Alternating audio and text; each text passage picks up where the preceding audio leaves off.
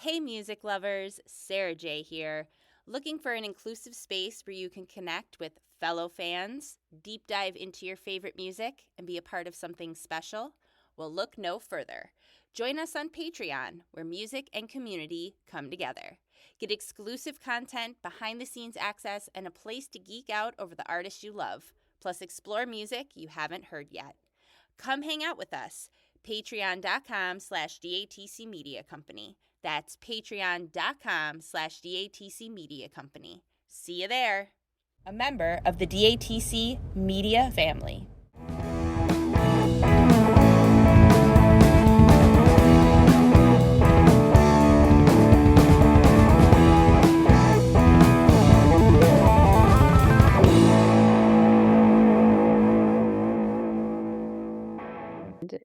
We need to talk about this Tool cover that you sent me. Yes. Yeah, that was ridiculous. I'm going to make sure I link it so that everybody listening to this because that was very well done.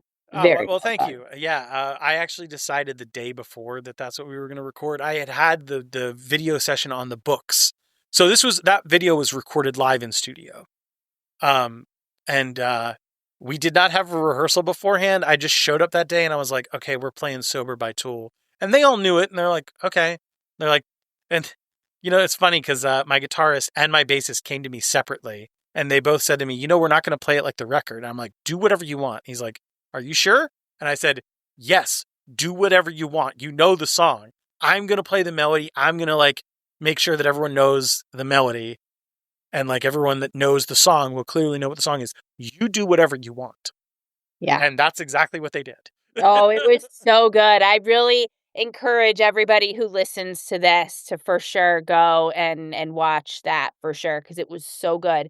I also I don't know, I can't remember now in hindsight if it was from the same session, but it played another song after that called Terms and Conditions. Was that from the same session? No. Okay. It was from a few months later. It was the same videographer in a different location.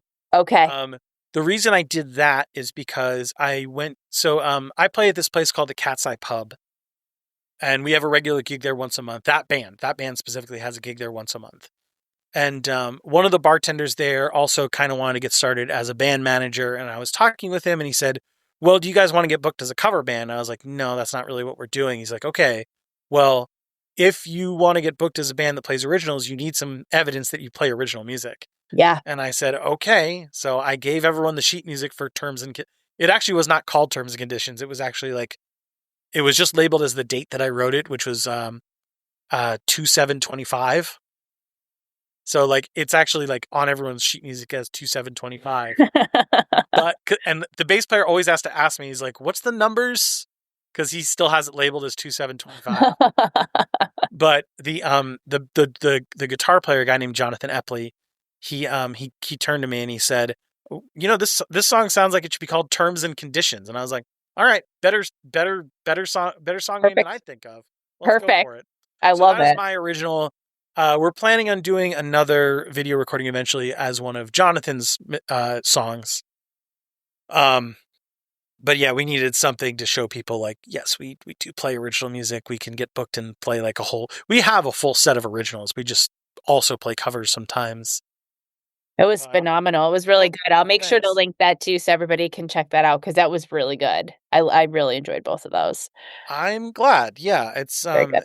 Yeah, it's I'm very glad that those videos turned out the way they did. There were things that happened in both of them that I wasn't happy about, either my playing or their playing or something. But at the end of the day, whether or not we made quote unquote mistakes, it's a very clear example of what we sound like as a band.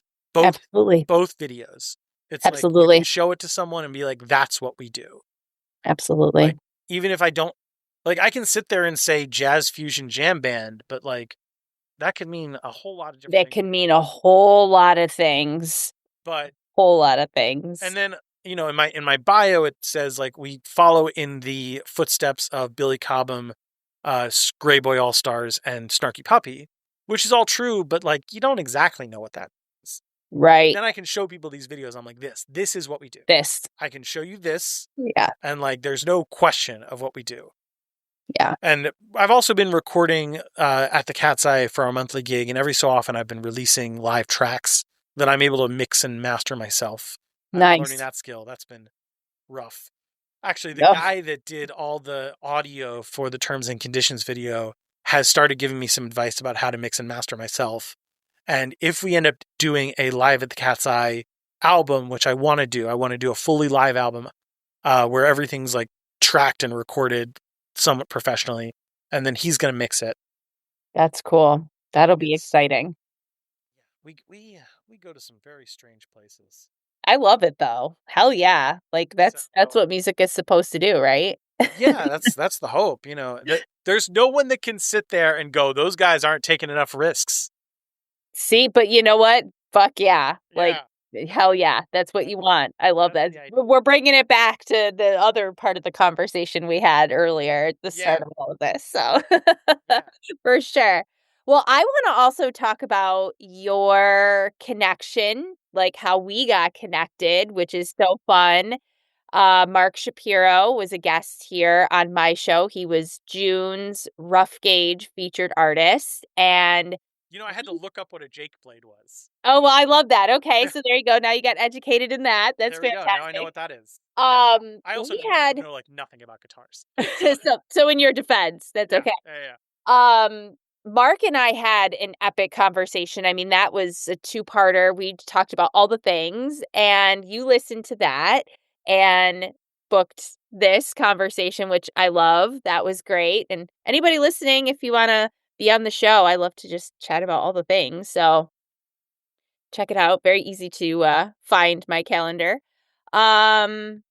But yeah, that was a lot of fun that you like just reached out to me and you're like, I hope it's not weird that I just schedule the time and you don't know who I am. I'm like, listen, I love this even more because then you just talk about all the things. So talk to me about your friendship and your musical relationship with Marc.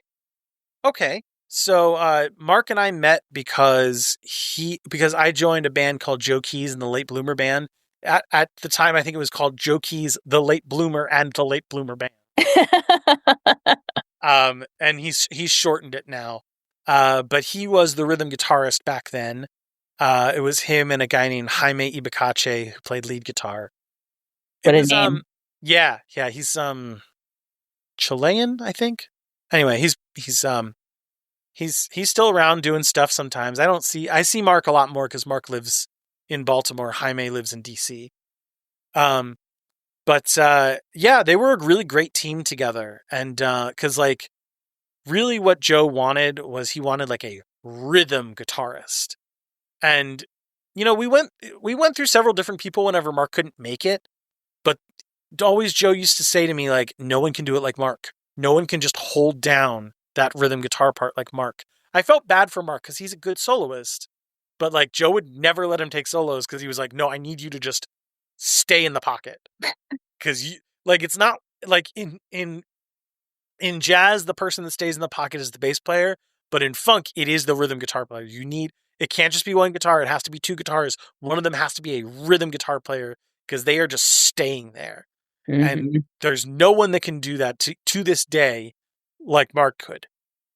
At least not anyone that I've dealt with, except for like professionals. Like I've played with people that have played with P-Funk. So like some of those guys can do it, but like Marc played with those people too. Marc sometimes played with, did Marc play? Yeah, no, Marc definitely did that. So through Joe Keys, I also played with, Angelo Moore, who the lead singer of Fishbone. Mm-hmm. But he had his own solo project that Marc and I both played for. And he was a very interesting band leader. He was extremely specific about what he wanted, but he knew nothing about how like music worked in a formal setting. So like he'd just have to play each individual person their part on his saxophone. Like he'd have to play the guitar part on his saxophone. He'd have to play the bass part on his saxophone and just be like, you play this, you play this. Rehearsals took hours. I bet. And hours and hours. And I bet. Honestly, it got a little annoying, but also he was so clear about what he wanted. I was like, this guy's kind of a genius. I kind of just have to sit there and take this. Yeah. At one point, he showed me like all the horn parts for 2 of the songs, and I just wrote charts out. I was like, Angela, here, just take this. This is exactly what you taught me. So at least like these 2 songs, you won't have to teach people like you had to teach us. And he was like, do you want me to give you money? I'm like, no, you're a genius. I want you to just have this. Normally I would charge people, but he's kind of a weird genius, and he's very scattered. Like it's hard for him to like, he's very professional, but like he's also like so scattered. It's hard for him to like sit down and do regular. That whole weird wiring thing again. Yeah. It is. Yeah. Yep. But he's a level of genius that like Mark and I were both kind of in awe with. Even though it was very formal and thought out, but it was also like kind of wild. I mean, have you seen Fishbone before? Yeah. Yeah. I mean, you know what they're like. Yeah. They're all kind of like that. They're all like kind of wild. Even now that they're all in their 50s and 60s, like they're all still pretty wild. Like at least on stage. I love the authenticity though. Like that's what I love is the authenticity. There's no doubt in anyone's mind. But yeah, but Mark and I have kept in touch somewhat all these years. Actually, I'm going to go see him next week. Maggie and I are going to go see his band, Greasy Hands. Yep. The band that he's mainly playing with now. So they're playing at a bar that's like down the street from us. So we're both going to go see him. So and he has a wife named Maggie. So I love that. Yeah. So Maggie and Maggie are finally going to meet. We have a lot of the same. We have at least Maggie and Mark have extremely similar music tastes. So I'm like, you two should get together and talk. And like, I've been meaning for Mark and I and Maggie to all get together and go to a concert eventually. I've been trying to get it done for a while. It just hasn't worked out yet. But yeah, that's kind of my relationship with Mark. We after Joe Keys, we didn't really play together a whole lot. Just because he kind of was out of music for a little while. He was doing other things. He was an editor at a newspaper for a while, and I don't remember what he's done the photography thing for a long time, but like he's always been like in the writer, photographer, musician, like I do all the things pretty well. Sounds like mind space. And I've always been like, I do music. I do music and only music.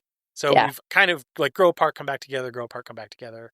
But that's... Well, he attributed a lot of that, not specifically you, of course, because at that time you and I hadn't met.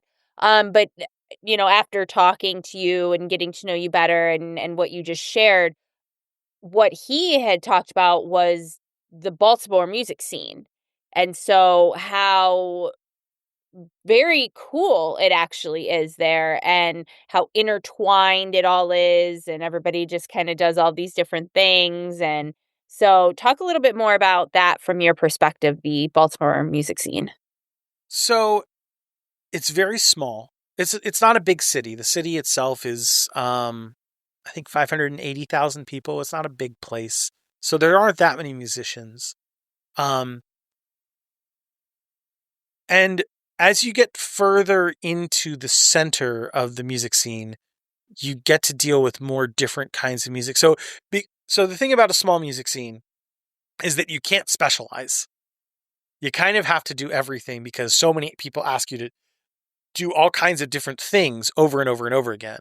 So like I might play with a gypsy jazz band one day and a funk band the next day and a hip hop band the day after that. And then a wedding band the day after that. And then I finally get to play with like a modern jazz band the next day. So it's different all the time. Everything's different. But as you get older, you kind of specialize more. But you still have to use people that are around, which means you're using people that are not specialists in the area that you're a specialist. Mm-hmm. Like people would hire me for a hip hop band. I know very little about hip hop. I know music. I know, improvisation. I know like beat production. There are things that I know about hip hop, but I'm not, well grounded in the history and the ethos of hip hop as much as about a lot of other people are. But people still hired me, so they're like, okay, we want you, Dan Wallace, the saxophone player, to just do your thing within the context of our hip hop. And like what I would do would not be what anyone would call hip hop saxophone playing per se, But because of that, it would create an entirely new thing. And I feel like that's what Baltimore is really good at, is using the resources it has to create something entirely new. So when I went to college in New Orleans. So what I say, cool. the difference about New Orleans and Baltimore is that when someone hires a saxophone player in New Orleans, they're hiring a saxophone player. They want you to play a role. They want you to do what is expected for the job. In Baltimore, there aren't enough people that specialize that you have the ability to do that. So they don't hire a saxophone player. They hire Dan Wallace, who plays saxophone. Or they hire Derek Michaels, who plays saxophone. Or they hire Gary Thomas, who plays saxophone. All these people play saxophone, but we all play very differently. But like, we want you to experience your individuality over top of what we're doing. So I feel like there's more openness to that, even in kind of weird contexts. Like, oh, I'm playing in this wedding band and I'm supposed to play like, I don't know, a solo over, Ain't Too Proud to Beg. But I'm going to play it like me. I'm not going to play it like whoever the saxophone player for the Temptations was at the time. That was also probably a Barry solo, so I wasn't going to play it on Barry. But yeah, I feel like that's the big difference between Baltimore and a lot of other places. Because even like New York and Philadelphia, and especially California, like everyone in California, you're like expected to do a very specific thing and expected to look a very specific way. Yep. But in other places on the East Coast, like even Pittsburgh, and I've experienced some of these music scenes, Richmond a little bit. I feel like Richmond has a lot in common with Baltimore, but it's also very small.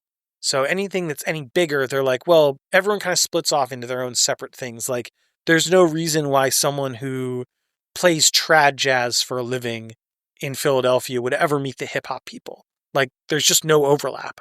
But here, yeah, the guy, John Diker, the guy who plays clarinet in all of the trad jazz band, also plays with like 2 or 3 of the big hip hop stars.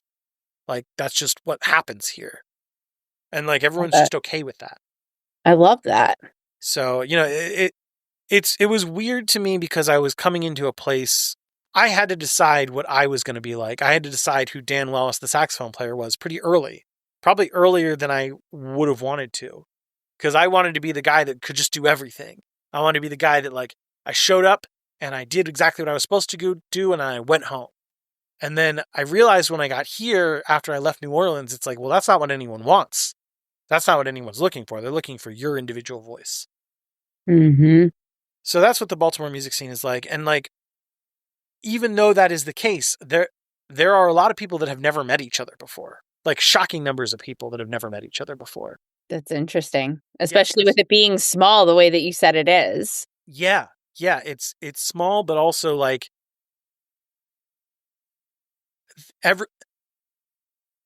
there are people that are so hyper specialized in this area that they don't allow themselves to interact with people from other musical areas. And sometimes those people are very well established in their area, and they're very they have a lot of accolades in their area.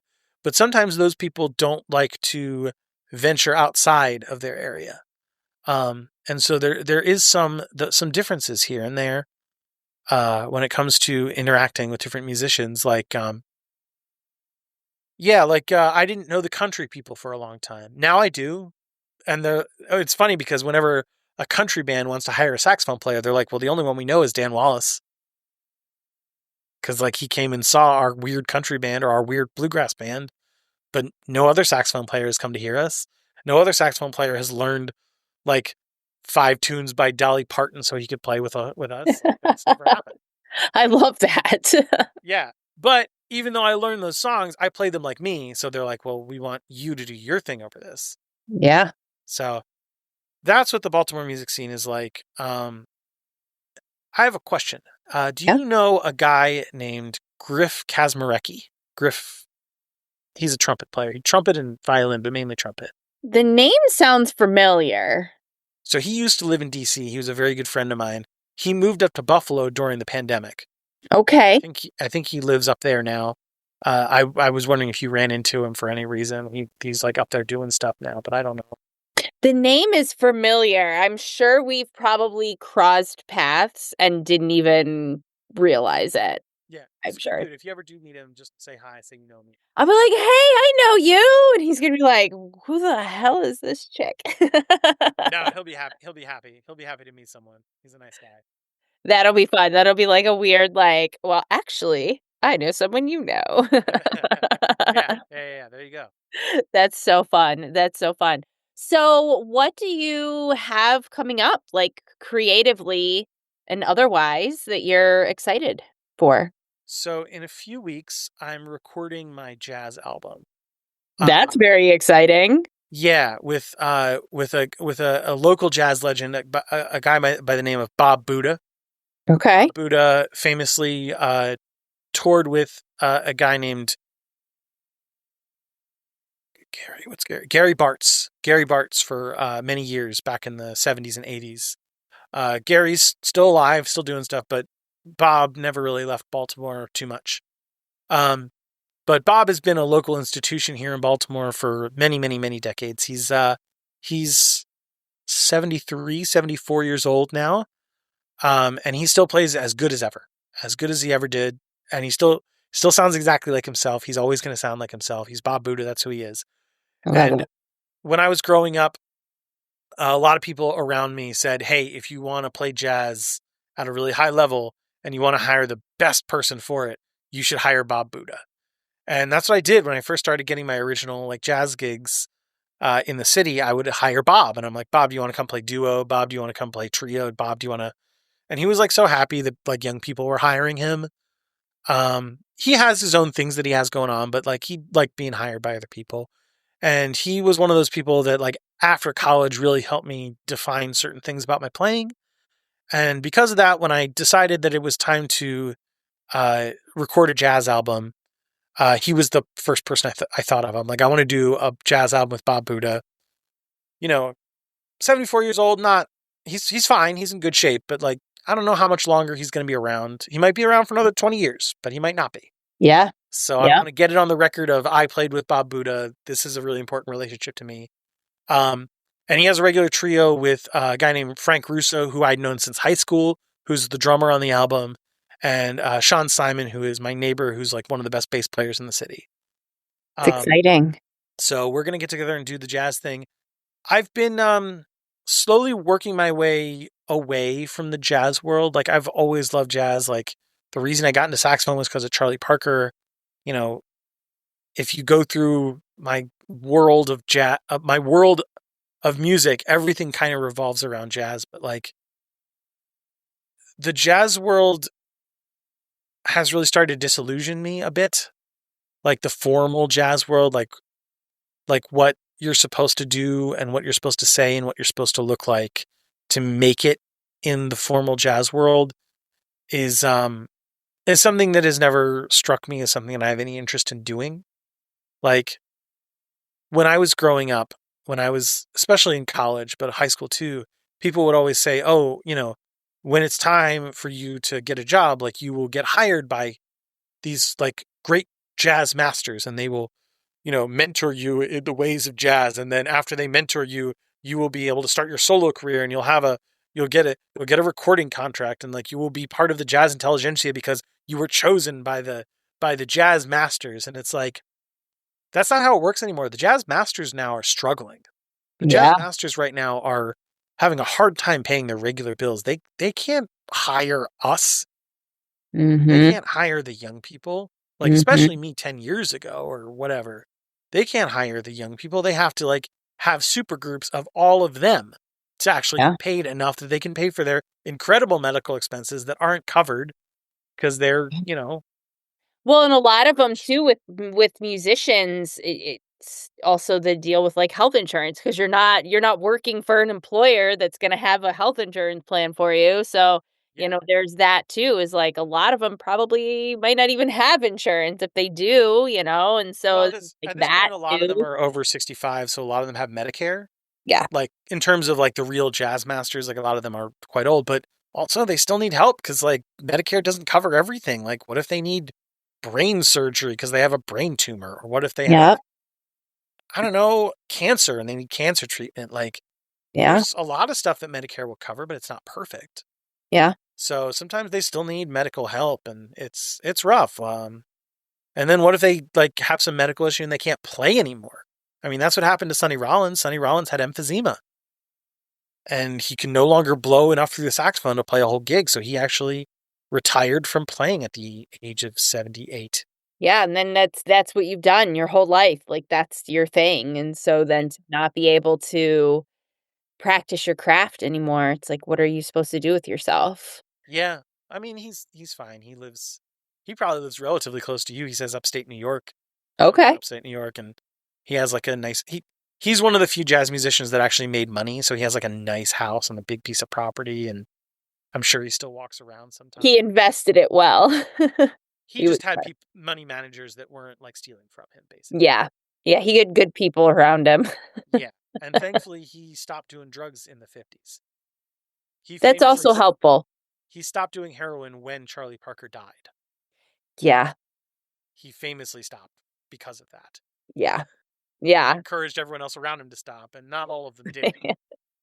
It's like, maybe you guys pay attention to this. Maybe we shouldn't be doing any of that anymore. Yeah. And like, thankfully, that part of jazz culture is really gone away in many ways, but it's kind of been replaced by this other thing, which is not as horrifying, but it's very formalized. It's very formalized the way that classical music is formalized. It's like you must get a position that has been handed down to you from the institutions.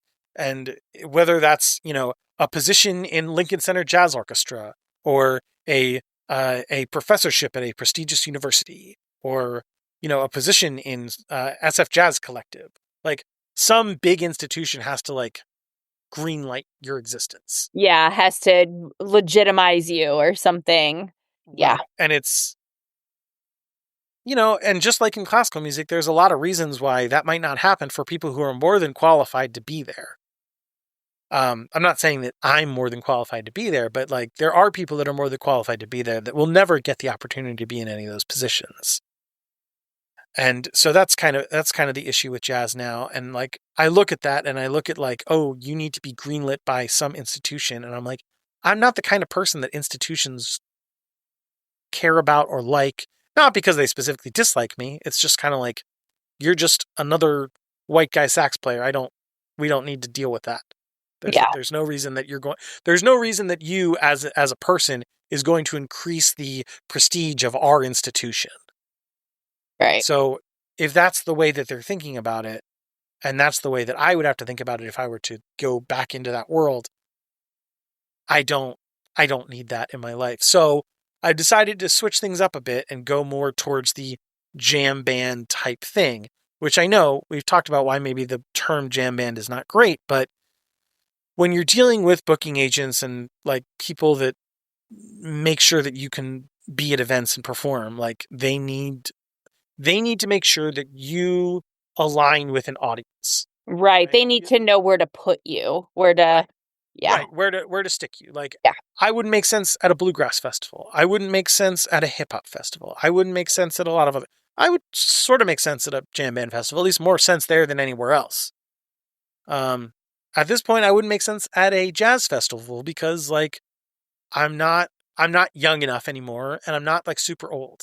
So like jazz musicians either have to be 19 or 15, or they have to be like over 65. Yeah. Like there's no 45-year-old jazz musician that was not like winning awards when they were 15. That doesn't exist, basically.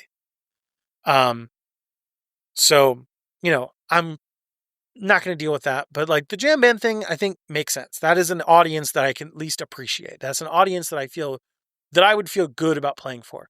I don't know that my music is exactly what that audience is looking for, because I've talked with Maggie about this, and Maggie goes to these jam band festivals. She's like, I don't think you fit in there. And I'm like, well, then where do I fit in? Like, I'm happy to go to whatever audience that there is that wants to hear me, but I don't know what the audience is.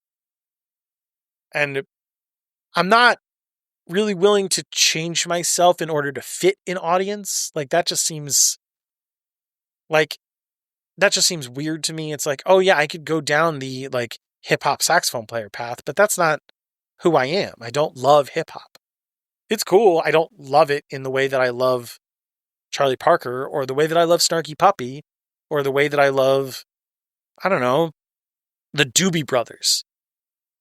It's funny, those old 70s like yacht rock bands, those are the things that Maggie and I really agree on. Like Doobie Brothers, Hall & Oates. We've seen the Doobie Brothers. Well, because it's just good music. That's why it's easy to agree on it. Like, it's just good music. That's why. Really good. It's just really good music. That's why it's stood the test of time also, you know? Yeah, and it's going to really continue to stand the test of time. Like, absolutely. Steely Dan will be around in a century. Oh yeah, we'll have like the apocalypse, and Steely Dan will still like be around, seriously, because it's just, it will always be there. And Which is cool, because that means that Pete Kreislieb and Wayne Shorter and Phil Woods will be around for eternity. I love it. Yeah. I love it. But that's awesome. Yeah, I've just that's been the big thing for me. So I'm doing this jazz record that I'm really excited about that, and then I'm kind of leaving jazz behind and going towards a different path. Like, I feel like this jazz record is going to be like, look what I've done for the past 30 years. This is it. This is the thing that I've been working towards. I am now going to do it with the people that I like doing it the best with, and then I'm going to move on to something else. And I'm excited about that. Yeah. I'm excited about that. And I'm excited to do like these other recordings and these other possible, situations with my band that plays at the Cat's Eye, called Dan Wallace and the 11th Hour, which, it's hard for me to define, but we're working towards a definition. I just know that I like doing it. I like undefinable. There's your definition. There we go. But like, what festival does that mean that I get to play at? All of them. That's all of them. Yeah. All of them. Let's go to Del Fest and play. Yes, all of them. To be fair, my guitar player does play a lot of bluegrass and country because he's from Tennessee. Okay. So, like, if we wanted to do a set at Del Fest and learn a bunch of bluegrass, we could. It's not out of the realm of possibility. He might even be really into that. I don't know, but I love that. But it would be very weird. Everyone would look at us and go, "Why are you playing that like that?" Like, what is this? Maybe that's what they need. Somebody to come in and shake it up a little bit. Yeah, especially considering how like traditional Del McCoury is. Oh yeah. And, like, so that's the thing about genres and like about like versions of things that I've realized over the years. I used to be so against, back to the thing where it's like I bought music like on CD and I used my money to buy it.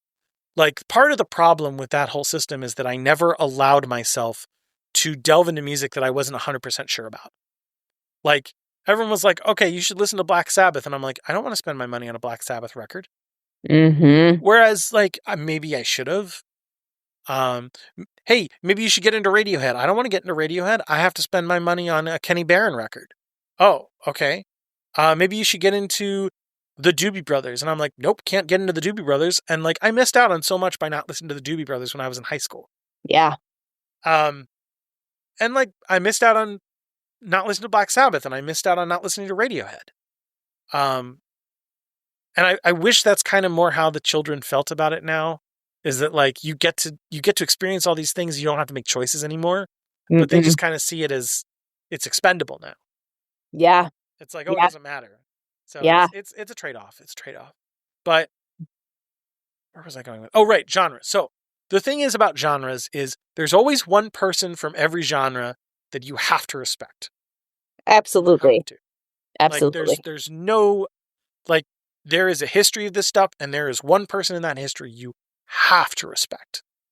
And I've been attempting to find that person for every genre. So like, for hip hop, it's got to be either Tupac or NWA. It has to be. Like, there's no way you can listen to that music and not be affected by it.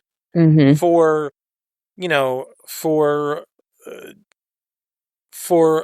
like 60s pop, you have to be able to, or 60s rock or something, you have to listen to the Beatles and say, okay, the Beatles were the best at what they were doing at the time.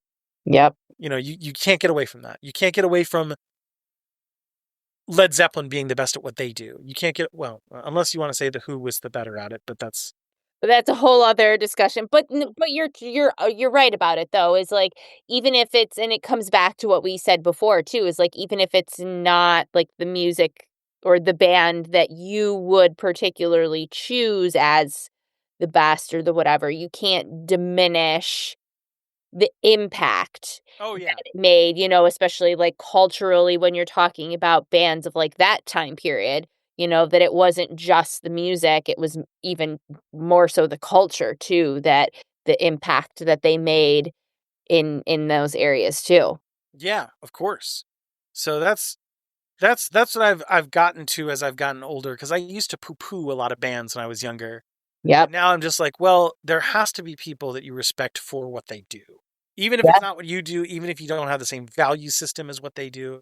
Like, I don't have the same value system for music as Willie Nelson, but you got to respect what he does. But you gotta respect and the longevity and the inspiration that he's had on so many other artists. Like that's for me too, is like sometimes it's not the original artist that I really jive with, but it's more of like the artist that artist influence that I really like. And so therefore you have to at least give props and kudos to what inspired what you like. Oh yeah, well that's kind of how No. I feel about Weather Report, Yeah. the fusion band from the '60s. Like, Yeah. I think their stuff is cool, but like the Yep. groups that they led to are really what Yep. I care about the most. Like, 100%. I feel the exact same way about Weather Report. I know a lot of people because I'm really into like 70s prog and I really like, again, like prog and improvisational music rather than the jam music. And, so I have a lot of friends that are just like, oh my God, I love Weather Report so much. And I'm like, I can vibe with it, but I mean, I definitely wouldn't put it in my love category, but that's a perfect example of what came off of that is the stuff that I really like. oh yeah, yeah, exactly. I mean, so one of my favorite bands of all time, which I did thankfully get to see, was Return to Forever. Nice. Nice. When they returned for their reunion tour with the original lineup, well, with the Al Di Meola lineup, I Yeah. got to see them. That's amazing. That's really special. And that was one of the 4 times I got to see Chick Corea before he passed away. Oh, that's amazing. And So so, lucky. and that actually leads me to one of the times that I saw Chick Corea with Bela Fleck, because the Wow. reason how I know who Humphreys McGee is because I saw them in 2006. Because it was this tour called Acoustic Planet. Mm-hmm. Do you know about this tour? Yep. Okay. So they were at Pier 6 Pavilion in Baltimore, and I didn't really know who Humphreys was, and I didn't know who Marc Broussard was because he was there too. So it was Marc Broussard, then Humphreys, and then Bela Fleck and the Flecktones. And the Flecktones were the only band that I cared about because I loved Jeff Coffin at the time, who I got to meet many years I later. love Jeff Coffin. Yeah. He's great. Yeah. So I have a weird story about Jeff Coffin. I don't think he'd mind me telling it, but so I got to see Jeff Coffin. Victor Wooten was the reason I got into bass. Like the reason why bass players are probably my favorite musicians outside of saxophone players is because of Victor Wooten. Yeah. So I got Victor to see Wooten is Victor. just amazing. And he's just an awesome dude too. Just such a Yeah. good human being. Yeah, everyone that I know that's interacted with him is like, he's so nice and he's such a good teacher. And I'm like, man, it's great that someone like that exists and that he's that nice. So yeah, I got to see that concert, and it was cool because what they did was that they, like, every band would end with a song, and then the members from the next band would come on stage and play that last song with them. And then as they transitioned to the next song, the members of the first band would get off stage. That's cool. And so it was like constant music for 3.5 hours. Because like the next band would like slowly come in and plug in their instruments, and then like the drummer for Humphreys would come in and like start playing the ride cymbal, and the other drummer would get off.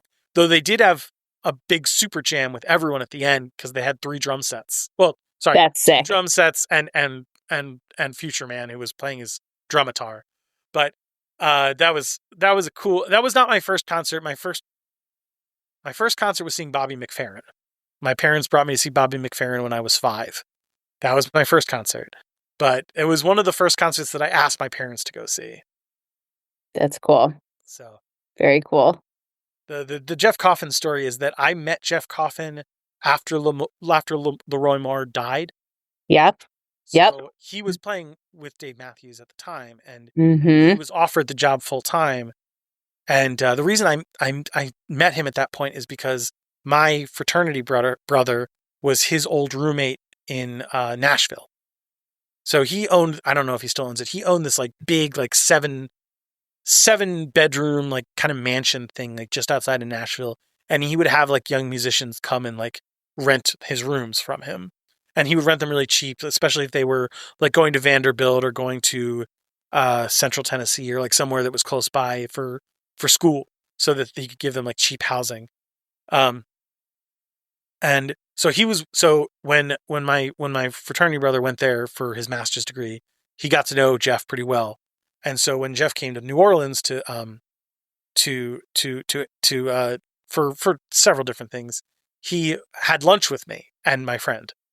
And he was talking to us about like, oh, I really love Dave and I love like the band and I really like playing with them, but I don't know if I want this to be the rest of my life. And I was like, well, I mean, what would you be giving up? He's like, I don't know. We're not on tour all the time. I could still have my band. I was like, okay. And I was like, well, does it pay really well? He's like, I don't remember the exact number, but I think it was like over $300,000 a year. And I was like, excuse me? And he's like, yeah, I know it's a lot of money. I'm like, no, that's not a lot of money. That's an extraordinary amount of money. Yeah, that's a lot of money. and he was like, yeah, I know, but I'm like, don't but, like, just do it.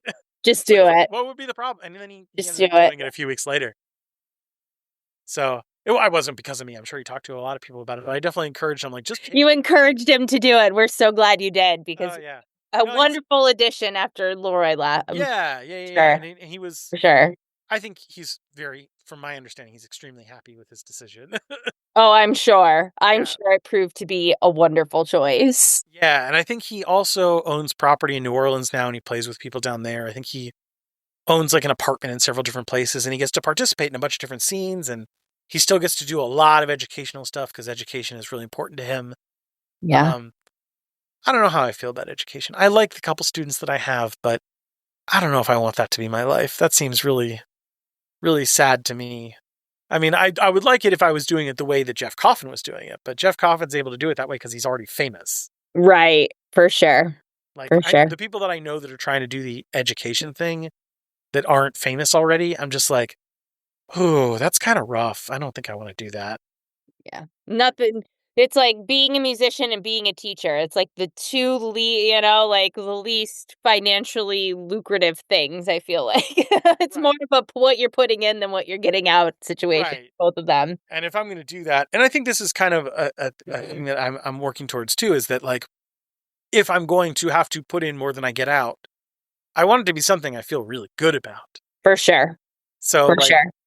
Education never did anything for me. I'm not saying I hate it, but it's not like, oh my God, I want to do this with my life. My mother was an educator for 30 years. She loved it. She would do it for free if it would mean that, she would have stuff provided for her. But for me, I'm just like, no, that's not for me. And then, other things like I loved playing in Joe Keys, but I'm like, man, if this is what I get out of this, like, it's just not for me. Really nice guy. He's doing really well. He's got a great band now. Excellent band who loves playing with him. With him. No issues. And I'm like, that's great. You found the right people. It was never going to be me. And then there were a couple other bands that I joined here and there that I always thought that I was going to be a sideman. I always thought I was going to do the Jeff Coffin thing and work for, maybe not Bale Fleck, but like the version of Bale Fleck that I could get into. And then I would work for whatever version of Dave Matthews I would get into. And I would just have a salary and everything would be fine. But that's just not how it's worked out. So I guess I've decided to do the band leader thing, which I never thought that I would do. And I'm not sure how I feel about it, but at least I'm making exactly the music that I want to make with exactly the people I want to make it. And that's what's the most important thing at the end of the day, for sure. For sure. For sure. I love it. Well, let everybody know where they can find you on the internet and find your music and all those things. Yeah, all my socials are at Dan Wallace Saxophone. Saxophone spelled Saxophone. You'd be shocked how many times I didn't get a message or I didn't get paid properly because someone spelled the word saxophone. Saxophone wrong. But for everyone around, SAXOPHONE, Dan Wallace Saxophone at Dan Wallace Saxophone are all my socials. I'm on all of them. And on YouTube, definitely. I'll link that also in there. And then you have SoundCloud too. You sent me some SoundCloud stuff. So I will go through and I'll link everything. And then feel free to send me all the things that we can link for everybody also too. Perfect. Well, thank you so much for doing this. I really appreciate it. I had a really nice time. This was such a blast. I had so much fun and I just loved getting to know you better and hearing all about your stuff. And jazz is not a genre or a community or anything that I knew anything about. So this was really fucking awesome. Thank you for educating me and telling me all the things. I love it. This was so much fun. It's definitely a whole thing. I mean, if you loved the prog stuff from the 70s, all of those folks were listening to Weather Report and like the Miles Davis stuff before Weather Report. It'll only further increase your love for that 70s prog stuff if you can get into the stuff that they loved.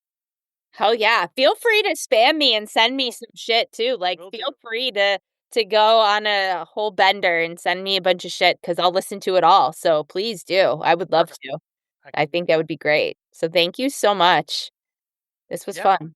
Thank you. And I'm glad you reached out. This was great. Thank you. Yeah, I might even be able to get some more guests. We'll see. I would love that. Yeah, send people over. I'd love to talk about all the things and all the stuff about music. I mean, it's great to talk about the stuff I know, but like you said, it's fun to branch out and learn different things, and I love it. So Absolutely. Thank you. Thanks for having me. Have a great rest of your night. You too, and I'll see you whenever we see each other. For sure. And don't forget to send me a bunch of shit. I'm serious. I want to listen to it. Will do. Sounds good. All right. Awesome. Talk soon. Thanks. Bye. Thank you so much for joining me for today's episode. Please be sure to leave a review of the show. It would mean so much to me, and it helps get this podcast into the ears of even more fellow music fans. If you're not already following the show on social media, find us on Facebook and Instagram at Dropped Among This Crowd Podcast, or check out datcmediacompany.com for more. Thank you again. I'll see you around these parts real soon. Mad love.